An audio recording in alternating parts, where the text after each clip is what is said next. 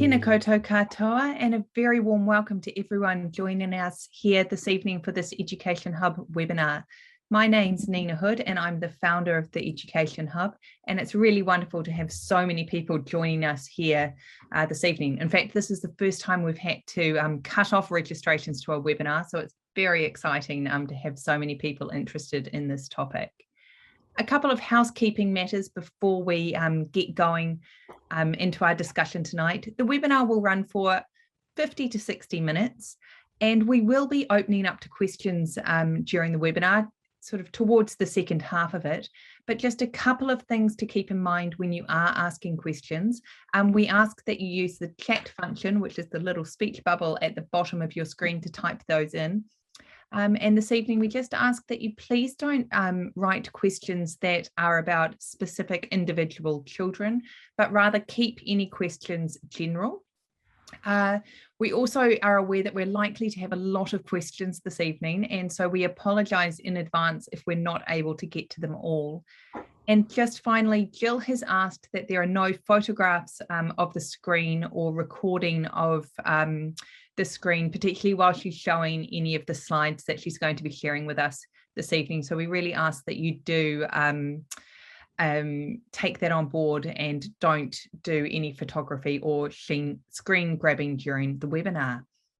It's now my pleasure to introduce to you Gill Connell, who is a globally recognised child development expert specialising in the foundations of learning through movement and play. She is co-author of the popular books A Moving Child is a Learning Child and Move, Play and Learn with Smart Steps. And I can personally recommend both those books. They're fantastic. And if you want to find out a bit more about what she does and who she is, you can check out her website, which is movingsmart.co.nz. Jill, it's wonderful to have you here this morning. Well, not this morning, goodness, I don't know where my brain is. This evening. Welcome. Hi, Nina, and kia ora to everybody. It's really great to be here. Thanks for the invitation. So can we start this evening with you talking about what the link is and the connection is between movement and learning? Sure. Well, I think the best way to do that is to just get straight into the brain science. So I'm going to share my screen because I've prepared a few slides that perhaps will give people an understanding of the hierarchy of the brain and where movement sits in all of this. So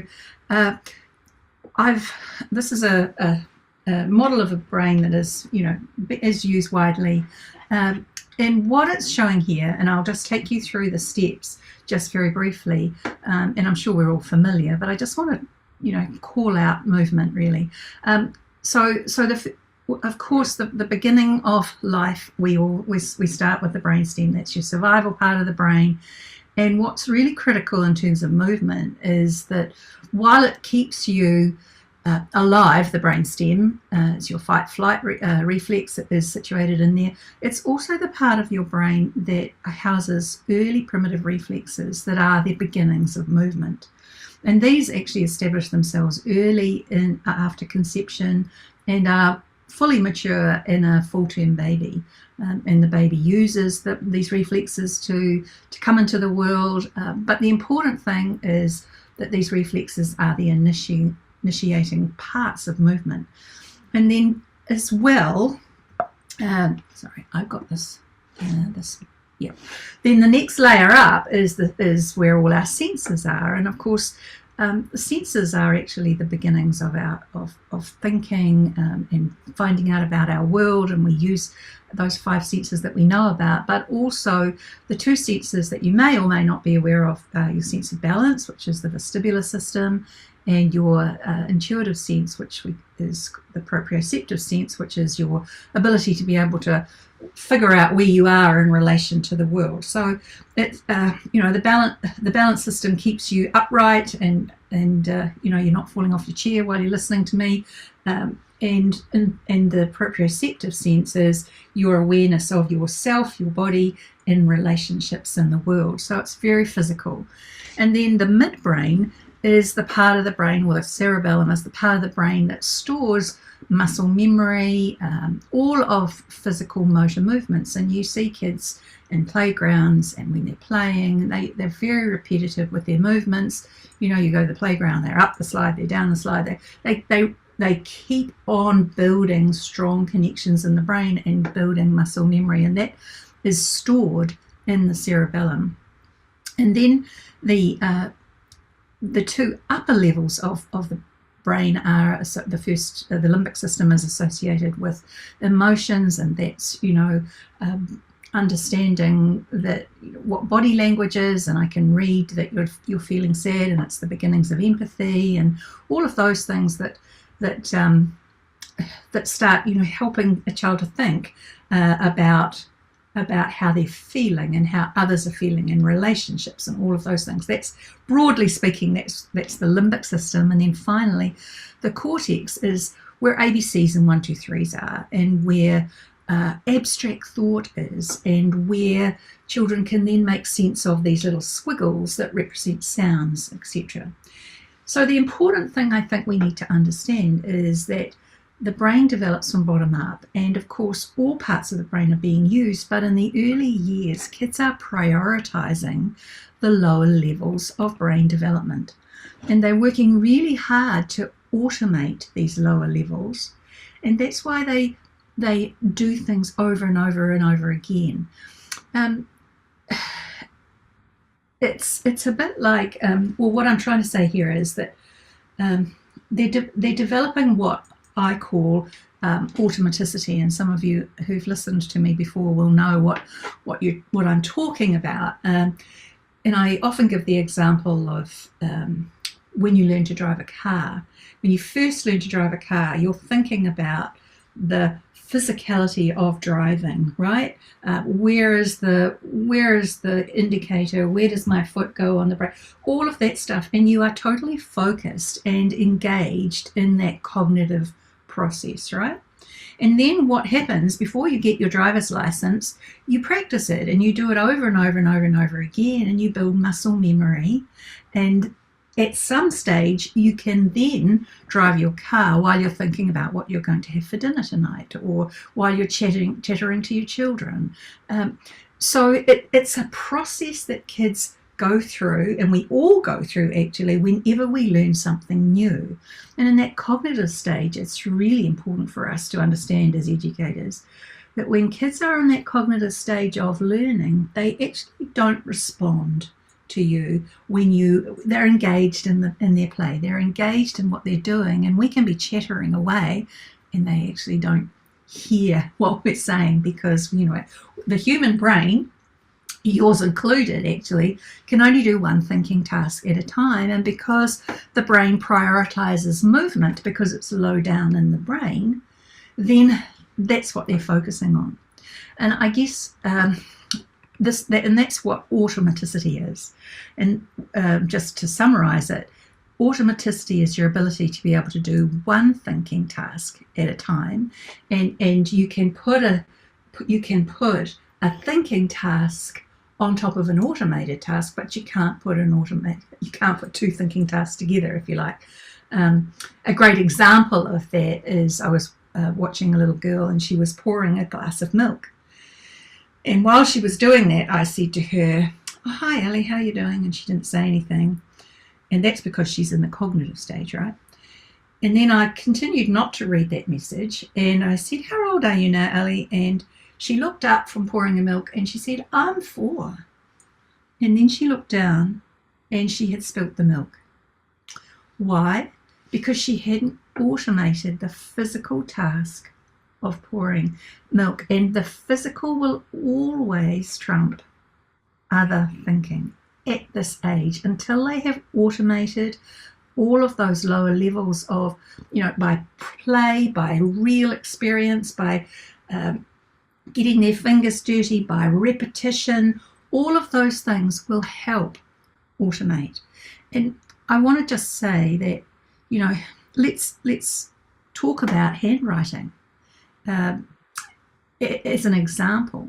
If you were, if some of you will be writing notes as I'm talking, and you will be listening and you will be writing. And what is going on is, because you have automated writing with your dominant hand, you will be able to remember and write down facts. But if I said to you, put your pen in the hand you don't normally write with, now what will be happening?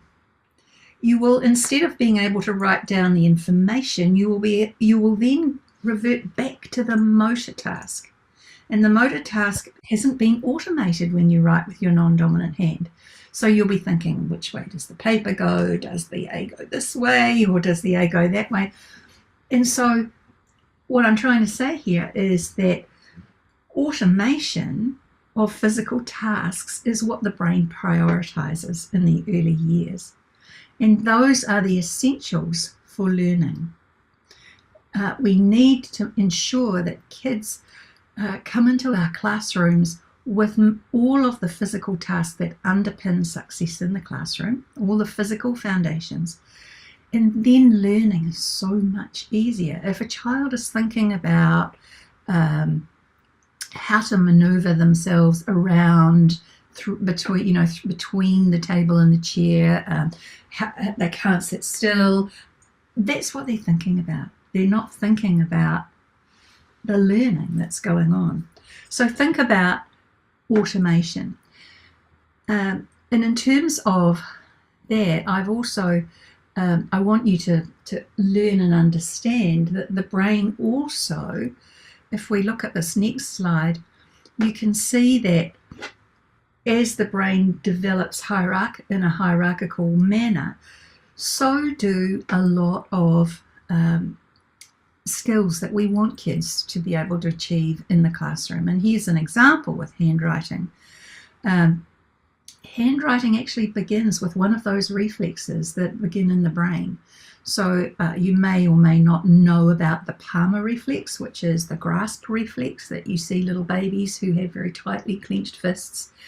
And this reflex is actually a reflex that is there to help a baby to initiate feeding, which is really interesting. When you're breastfeeding or when you're feeding, you quite often see if you've fed a baby, you'll know what I mean. They quite often hold on to your jersey and you feel them squeezing or just pulsing.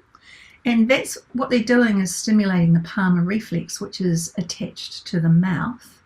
And so when they do this, the mouth does this, which is kind of interesting because sometimes we see kids, when they start using their manipulative skills, quite often you see the mouth moving at the same time too, which can be an indication that the palmar reflex hasn't fully integrated, but that's another topic for another day. But the palmar reflex is the beginning of handwriting, believe it or not. And then remember, I pointed out the next level is sensory. So how we help the palmar reflex to integrate is by helping kids by lots of massage and playing with their fingers and finger plays and helping them to enjoy sensory play, and that helps to integrate the reflex. And then the next level of brain development is the cerebellum, and this is where all of the more complex movement patterns sit. So the next level before we even get to handwriting is that kids need to develop their big muscles, their gross motor skills, before their fine motor kicks in. So big muscles develop before fine muscles. So we need lots of pushing and pulling activities, lots of hanging and weight bearing activities, lots of monkey bars when they're able to do that. And then of course in that same part of the brain we've got midline development, and that has a big part to play in handwriting because that's tied in with which hand do I write with, and that doesn't emerge until the child has developed mature midline. So it is, and then it also leads on to directionality and concepts of print, which way does print go. So can you see that it is all very much a sequential alignment that goes alongside the development of the brain. So we just have to prioritize movement. That's my very long answer to your question, Nina. It's brilliant. Thanks, Jill. So many interesting things. And I found myself smiling throughout a lot of that because I've got a 4-month-old. And when you're talking about the palmar reflex, it's like, that happens a lot. So we've got teachers on tonight who are from early childhood through to lower primary. And I'm just thinking that it might be quite useful for you to give us a sort of high level overview of what some of the sort of big movement and physical developments are that we might expect for children at those different ages and stages. Although I also know that you're very big on this idea that children develop at different rates and at different times. And so I think maybe also bringing in that idea, Jill, as well, about the fact that, you know, we may have an ideal time of when different skills and development occur, but it doesn't happen like that for everyone. No, okay, so let me show, you alluded to this, so I'll just bring that slide up. Is that the one you're talking about? Yes. Yeah, okay, so this is what I call the evolution of movement. And I guess the first thing to point out here, to your point, is that it's really important for us to not get hung up about the age of when a child does something, and also to be in a hurry for these things to happen. I did my tertiary training learning about movement milestones, and in reality, and I'm sure I'm preaching to the choir here, we all know that they do it at different times, and we all know that often they do it in different orders. So that over the years, that's kind of been front and center for me, and to help people to get a sense of that, I spent ages putting this together to try and figure out what the step-by-step journey that children go on. And I'm not saying they all go on the same journey, but this is how it works, starting from when you are in utero to when you actually get to the point of automated, coordinated movement. In other words, when movement becomes something you don't have to think about. And, when I first started trialing this, it was really interesting. I was in a cafe with a friend, a colleague of mine, and I showed her. I said, look, this is what I'm thinking about. What do you think? And she just kind of leaned in, and I got little pictures of, she said, oh, there's 2 mums sitting over there with babies. Let's go and show it to them. And I said, no, that's not a good idea. No. Anyway, I happened to need to go to the bathroom. And the next, 2 minutes later, when I come out again, here she is with these 2 mothers, and they're engrossed in this. And the conversation was enlightening. The conversation went something like this. Oh, so I can't remember the name of the child, but so Pete is pulling himself up to standing. So that's where he is. And the next thing he's going to do is he's going to start cruising. And the other mum was looking at where her child was. And at no stage did they compete. At no stage did they were just totally focused on their own child and on their own child's journey. And the other fascinating thing that I learned from that conversation, and many others, was they also looked backward and said, oh, well, I don't remember her rocking.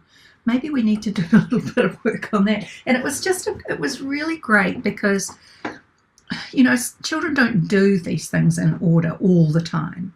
And sometimes, for a variety of reasons, we, the adults, get in the way of this because, many of you who've heard me talk will know that I talk a lot about containers and the kinds of things that we put kids in to make our lives easier.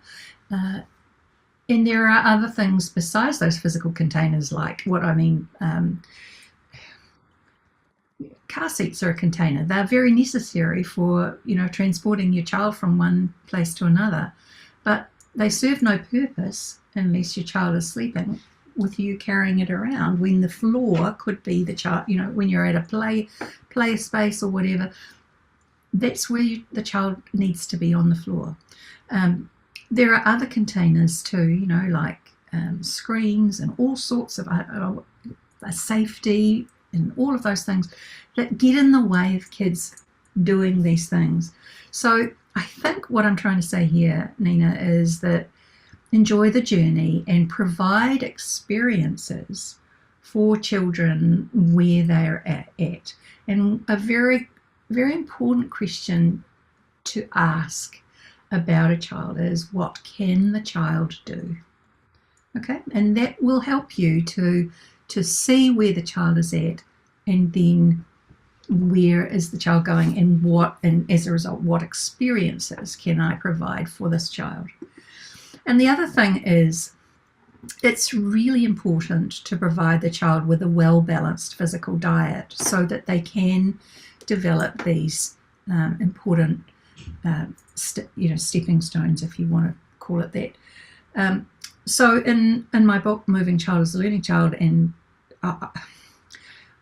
how this came about, this is what I call the Kinetic scale, which is the food pyramid for movement. In other words, what do we need in a well-balanced physical diet for the brain to grow and prepare the child for learning?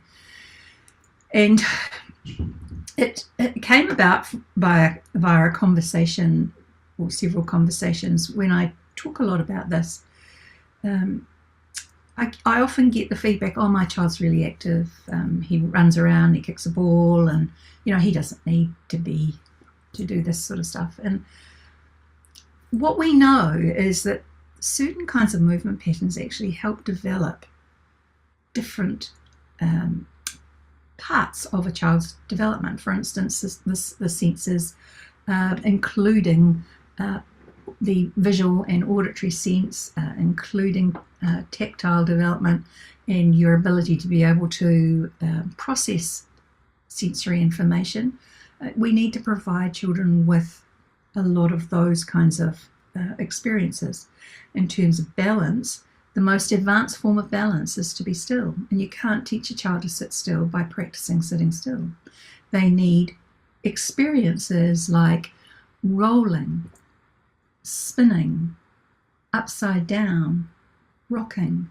And we'll all know, if we're for those of us who are parents, that it's also your calming sense. When children are upset, it's how we calm them. We rock them backwards and forwards. We gently tip them from side to side. They enjoy that, and that's their vestibular system helping to calm your sensory system. It's also balance activities will help children who are wrigglers and fidgeters and have difficulty focusing and concentrating. The vestibular system and doing movement patterns like that help children who have concentration issues. An activity, for instance, that I often used to do in my own classroom was a thing called rollover reading. So when I was reading a story to the children, sometimes they would all lie on the mat and we'd decide which way we were all going to roll. And then every time I'd read the story, and every time I turned the page, they'd roll over. And then I'd read some more, and then they'd roll back.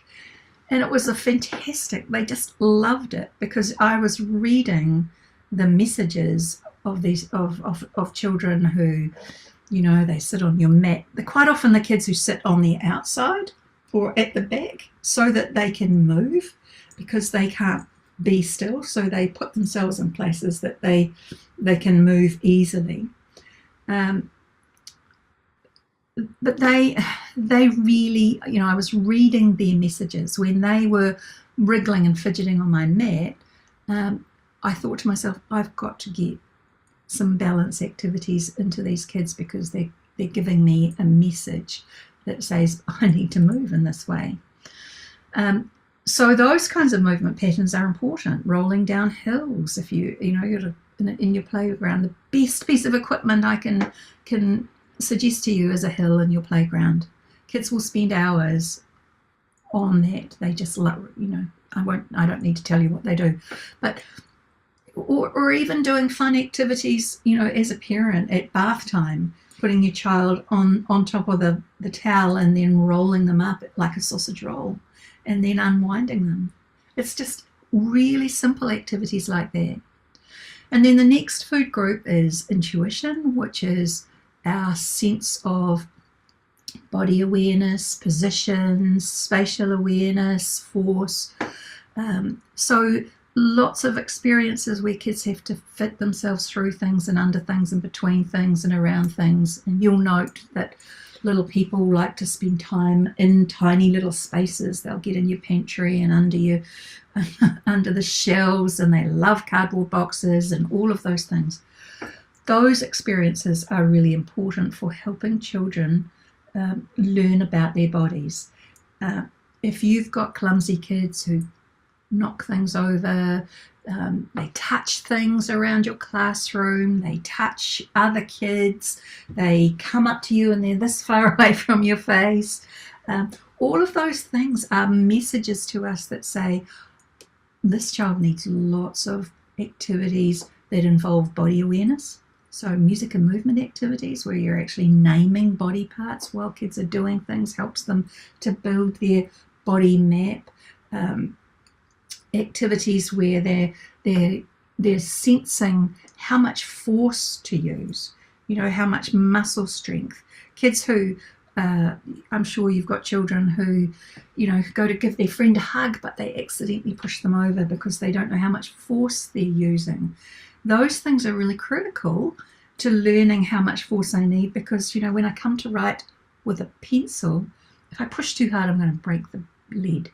And so all of those things are really critical for kids to learn about their size in relation to other things. And then this power, which is your agility, flexibility, the ability to be able to move in lots of different ways. So introduce kids to lots of different kinds of movement patterns. How bears walk differently, so they walk same-sided. So the right side moves, then the left side moves. Caterpillars move front half of the body, then the back half of the body. Crabs walk in a different way. Seals pull themselves along. Children experimenting with different ways to move their bodies helps them to become to be able to develop stamina, to be able to develop the next food group, which is coordination, and also lots of huff and puff activities in here, because we quite often note that kids get really tired in the classroom. They start slouching, and so activities where their heart rate is elevated is really great for them. I play a great game with kids where I've got some hoops on the floor, and the children make a plank, and they have to pick up a beanbag and throw it into the hoop, and they throw about 5 beanbags before they go down. And personal bests are great for kids to, today I did 3, tomorrow I might be able to do 4. Those are the kinds of activities that we want to include in the power food group. Coordination is a really critical food group. This is where you develop midline. So these are complex movements where one part of your body can do something different from another, pat your head, rub your tummy stuff. Handwriting requires you to have the ability to be able to do something with one part of the body while the other part moves. So you've got to hold one side still and the other side moves. When you first start off in life, you haven't got that ability. You do what we call mirrored movements or bilateral movements. You see little kids grasping for toys with both hands. You see them waving with both hands. So gaining that ability to be able to do something different with one part of my body while the other part does something else is all part of coordination. And kids who haven't got great coordination often, and these two are tied in together, often have difficulty with dominance. In other words, which hand do I write with? So they're quite often the kids who swap hands with the pen. They're quite often the kids who write back to front, have concepts of print issues as well. And in terms of movement patterns, usually we note that when the midline is mature, kids can hop and skip. So those are really good things to check on. When do they do that? Any time between 4 and 7 usually. So it's quite late. And then there's control, which is all about the dynamics of movement. Can I go fast? Can I go slow? Can I do it in tippy toes? Can I go backwards? Can I do it quietly? Can I do it loudly? Can I just change the way I do things? And I am in control. Right, so that's quite challenging for some kids. Even I know some of you will put on music and the kids have to freeze.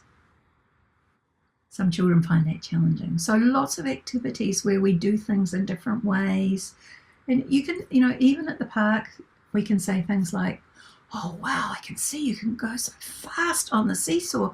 I wonder if you can do it slowly. And just, challenge the kids that way.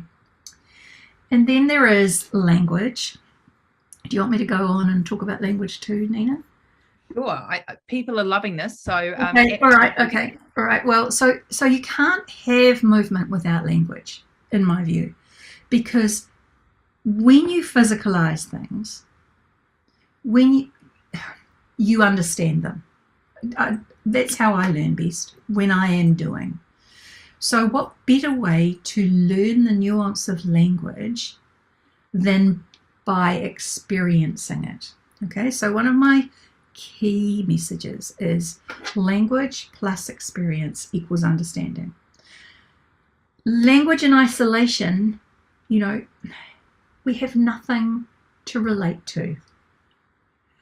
And experiences without language just lack the richness. Now,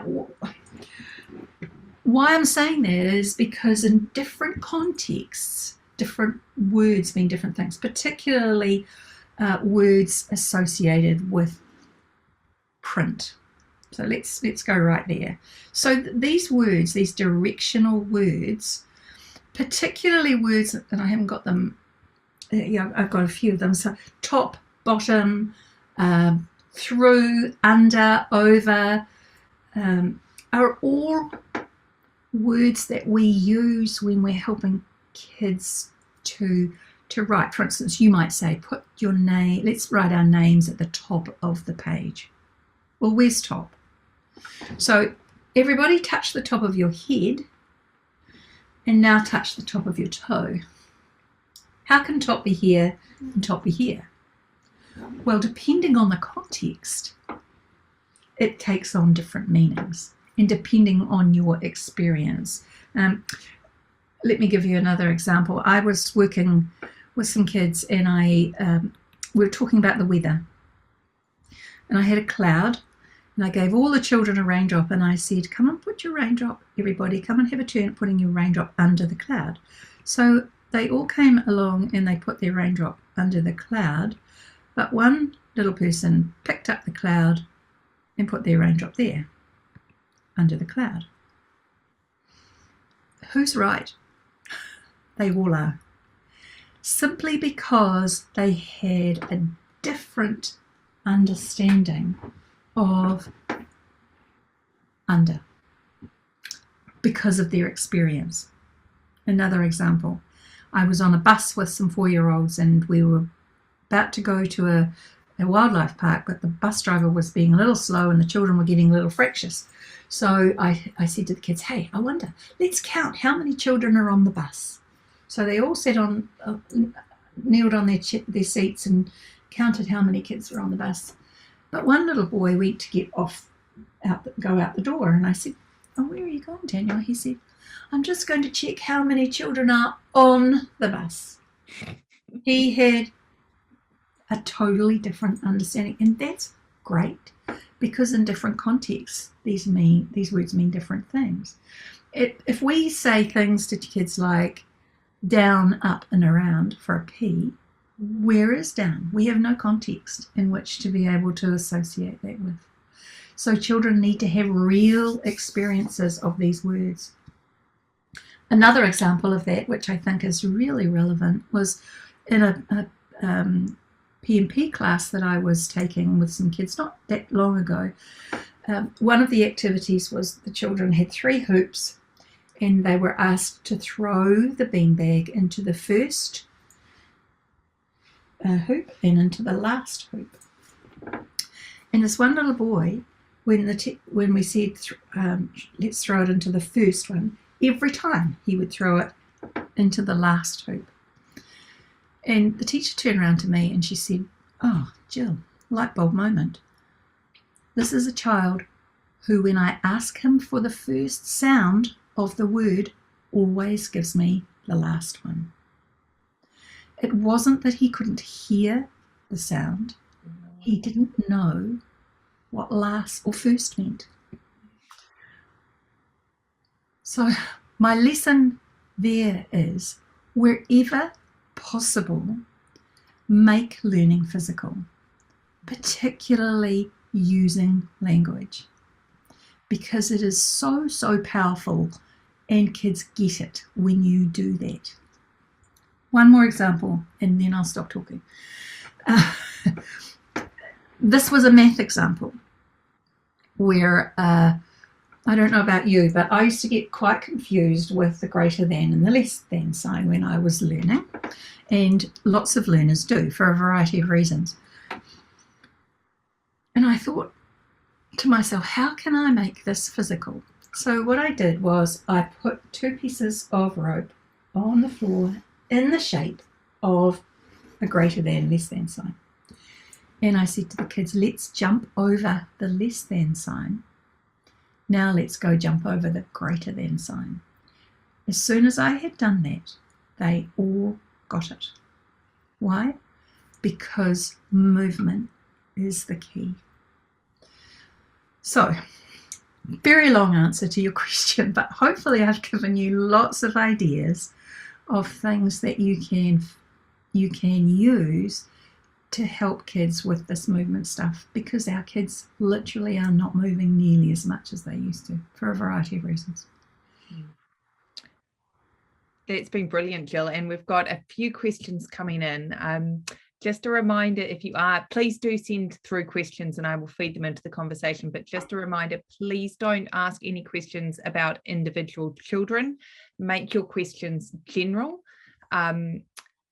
We've had, and this sort of follows up on the point that you just made, Jill, around children are moving much less than they ever have in the past. And we've had a couple of questions come in around movement, specifically in the COVID, in the time of COVID, where early childhood centres and schools have additional safety precautions and masks and the need to confine people at some stages to different spaces. Do you have any ideas for how they could maybe sort of support movement in the time of COVID? Wow, that's a big question.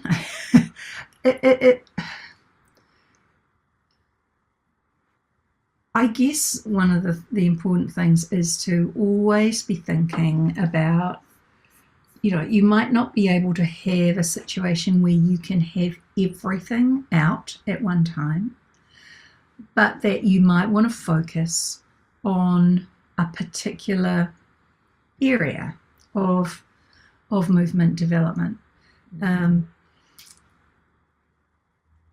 And because we have to ensure that children are not, are keeping physical distance, having several things out at one time and maybe having a station where they move around as opposed to being in a free play kind of an area may be of use to you. It's a tricky question, Jill. Don't worry if you can't think of anything now, but okay, yeah, it is an interesting one to think about. Yeah.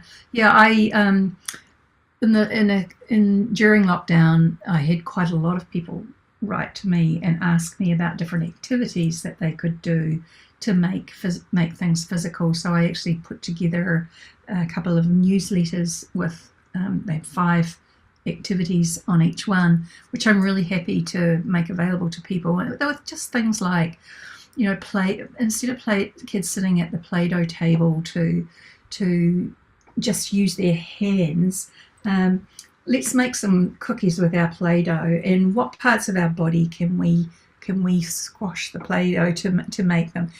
So can you use your elbows? Can you use your knees? Can you take your socks and shoes off? Let's use our ankles or our heels. I wonder if I could borrow a thumb from another person, and we can, or maybe this is not a COVID thing, but squash them together, or my feet, put our feet up in the air and we can squash them together. So just finding things that you have in your centres, but using the body as a means of bringing more movement into the whole play scenario, I guess. Well, overwhelmingly, people would love to have those activity ideas. Okay. So we will make sure that we get those to people. Sure. Well, they can register on my website for the newsletter, and I quite often send that sort of stuff out. So very happy to do that.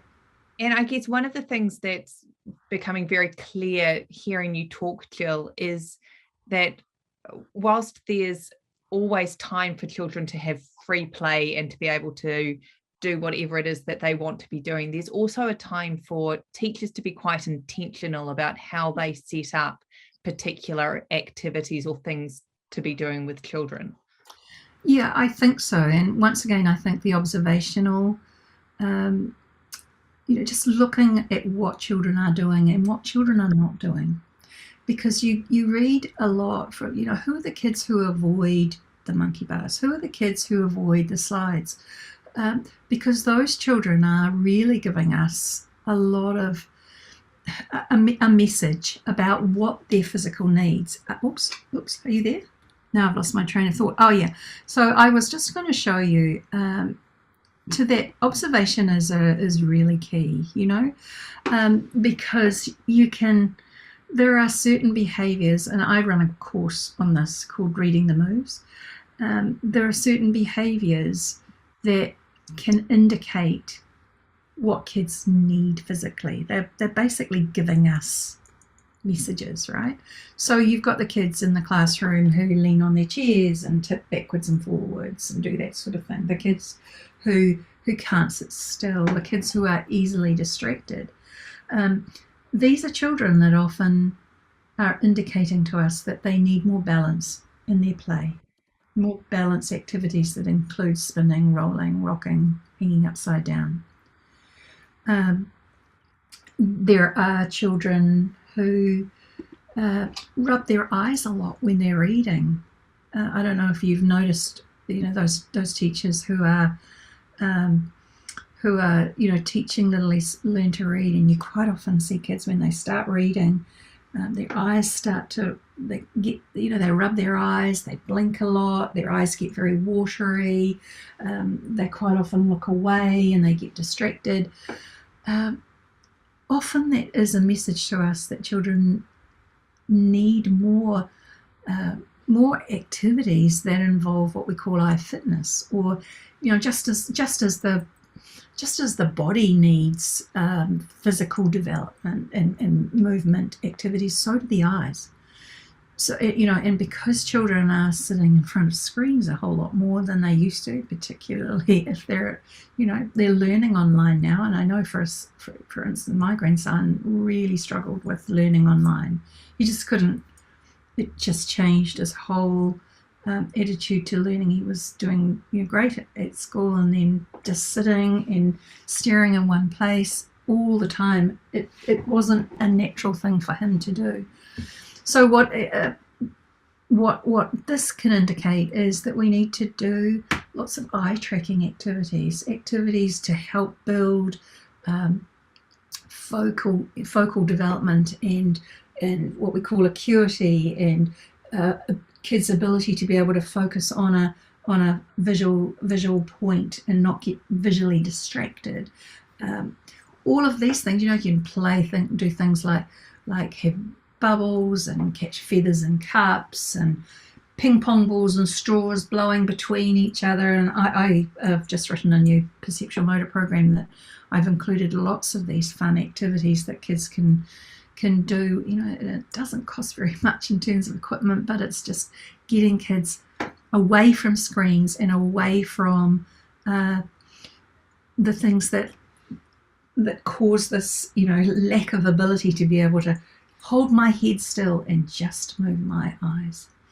I think I've got one more, yeah. And then these were just examples of kids who, I think I've mentioned most of these, the kids who break the pencils, who need lots of pushing and pulling and hanging activities and weight bearing and huff and puff activities. Just be thinking about, is this a behavior or is this a message? I think that's really critical, because 9 times out of 10 it's a message, and it's usually a physical message. It's often the thing that we don't look at, movement. We just think it comes naturally, but for a variety of reasons, sometimes doesn't. And I think that's a really important message for us all, is to get curious about what's actually going on for the children that we're teaching.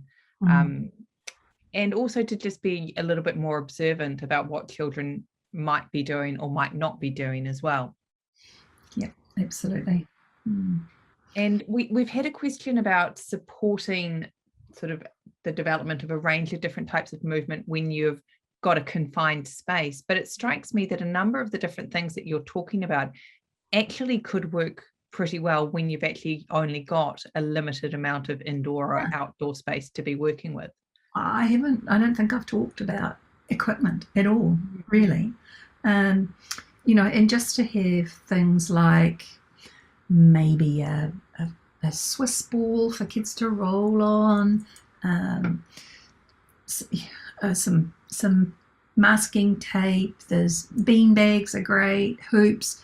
You can create a really fun kind of physical setup for kids without having, to have some really big, flash, expensive equipment. And as long as you can, you've got your food groups sorted out. If you think about what you need to provide for a child's daily physical diet, then you can, use what equipment you've got. And the idea of the kinetic scale is, you can go to your tool shed or wherever you keep your equipment and say, instead of saying, what haven't I had out for a long time, say what have I got for sensory? What have I got for balance? What have I got for intuition? And go through the kinetic scale, and that should help you to find ideas. And the other thing is, if you do have the other book, the Move, Play and Learn with Smart Steps, that's divided into all of those food groups, and there's 900 activities in that book, so you will not run out. And they're all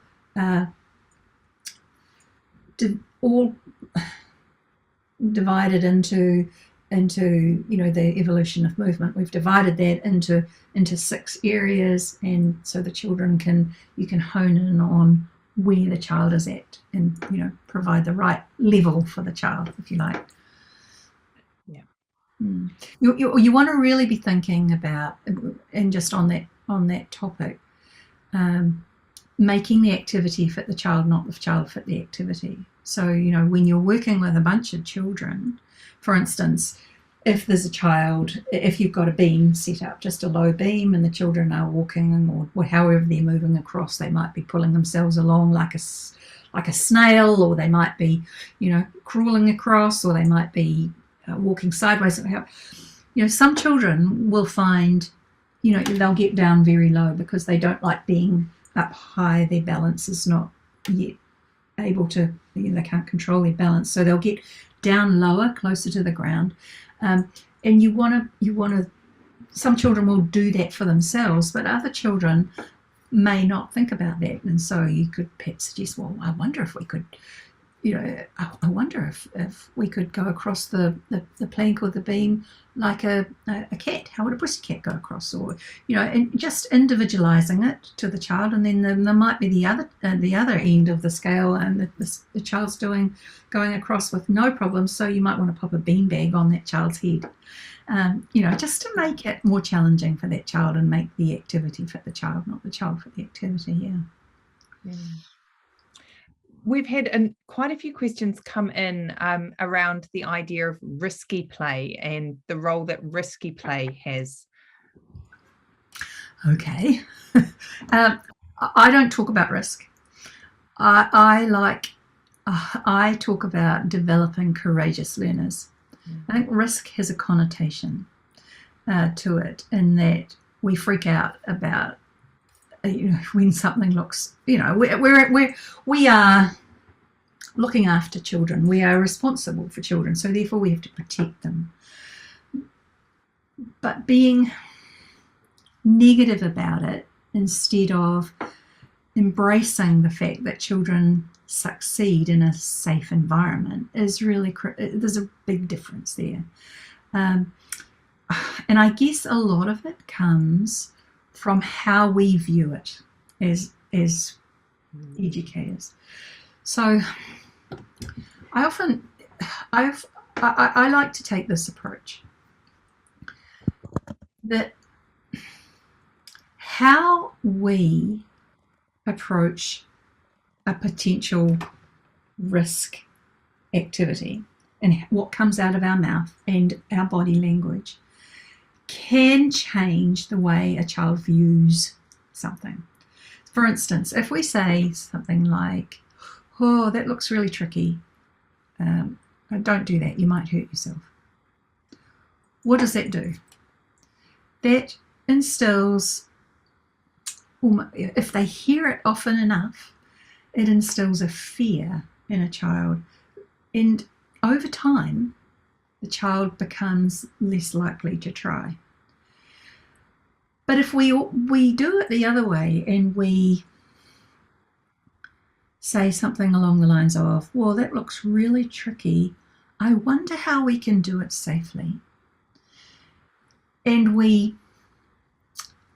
that version says is, well, we recognize there's potential danger there, right? We're both on the same page.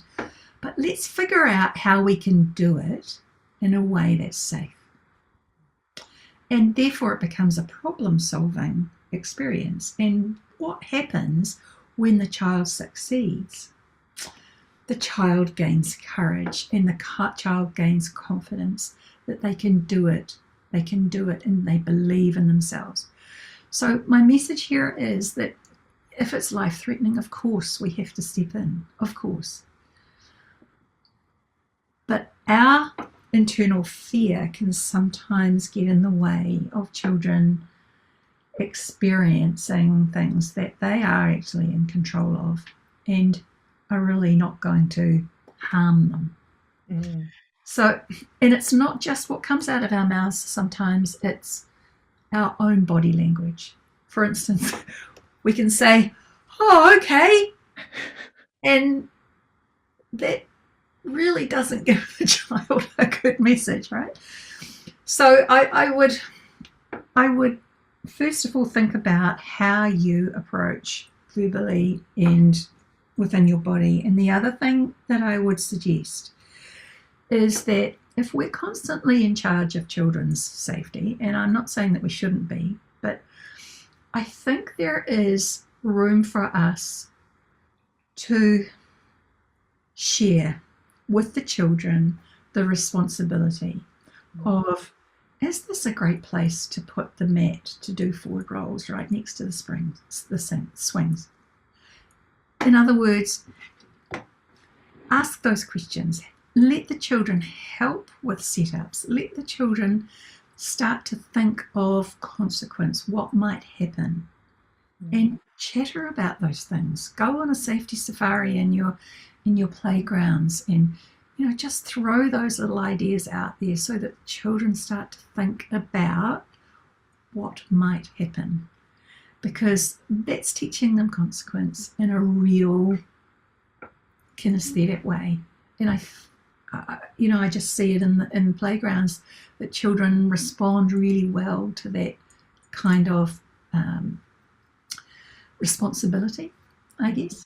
Yeah, absolutely. And building on that, and this goes back to a question that was asked quite a bit earlier, to what degree should teachers be helping or assisting children when they're engaged in different activities or playing on different bits of equipment versus letting children sort of figure it out for themselves? Well, I think there's a lot to be said for kids to figure things out for themselves. However, there are kids who don't even try and who avoid. So I like to think about, once again, use observation as your first tool, and watch the child and give the child time to figure out what to do before you offer your services. So pause first. Then we can go in and prompt, and we might say to the child something like for instance, if a child's climbing up the ladder and then you see them stop and you think, oh, and they start to come down, that's where you can say, how about if I hold you around your waist? Would that help you? Would you like to go a little bit further? And that's prompting, and that's giving assistance. They're still in control. If they say no, that's all cool. And then the other thing that I would do in that situation is praise with a purpose. Oh, wow, I loved the way you lifted your legs so high when you went over that ladder. Oh my goodness, that was amazing. Give them something specific to cling on to say, oh, she really liked the way I did that. So what are they going to remember? Oh, okay, I need to lift my leg really high when I do that. Pause, prompt, praise, right? And it is really a great way to be a playmate in the playground, and observe first. That's the most important. Well, Gill, we are very fast coming towards the end of our hour. That time has absolutely flown by. And I know that we've basically only just scratched the surface of what we could have talked about and everything that you cover. And I just a chance to sort of suggest to people that they really should check out your books. They're fantastic, and they are available on your website, movingsmart.co.nz. I'm sure you can probably purchase them in other places, but they're definitely available there. And Gill also runs a range of different courses.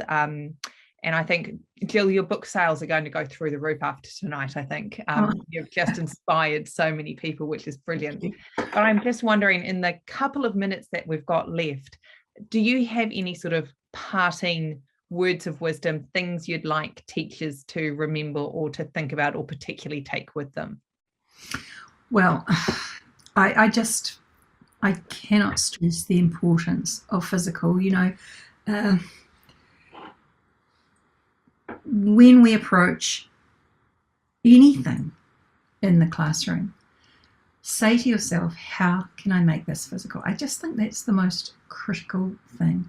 And understanding that movement drives thinking and learning is also an important statement. And I would also like to add that learning never sits still, and that we need to take that on board. I haven't really anything to add, Nina, other than just become a convert. Movement's the way. That's brilliant. Well, that's a wonderful challenge to everyone who's joined us here this evening, to really think really carefully about how they can make movement a really central element of the teaching and learning that goes on in either their centres or their schools. So, Gill, thank you so much. This has been wonderful. I've loved it. I've learned a lot. It's been brilliant. And just looking at the praise and thanks flooding in on the chat, it seems that everyone here has taken a huge amount out of it this evening. So thank you so much for joining us. We really appreciate it. Oh, thanks, Nina. I've been doing this for years and I've never lost my passion for it. So that's cool. It's brilliant. Well, actually, we've had a few people on who have listened to you before, some even going back 20 years or so, saying that they heard you and I that know. they're still inspired by what you said. So, well, that's great. That's cool. So, Gill, thank you so much for this evening, and thank you everyone for joining us. It's been really a pleasure to bring you this webinar tonight. Thank you. Thanks, Nina.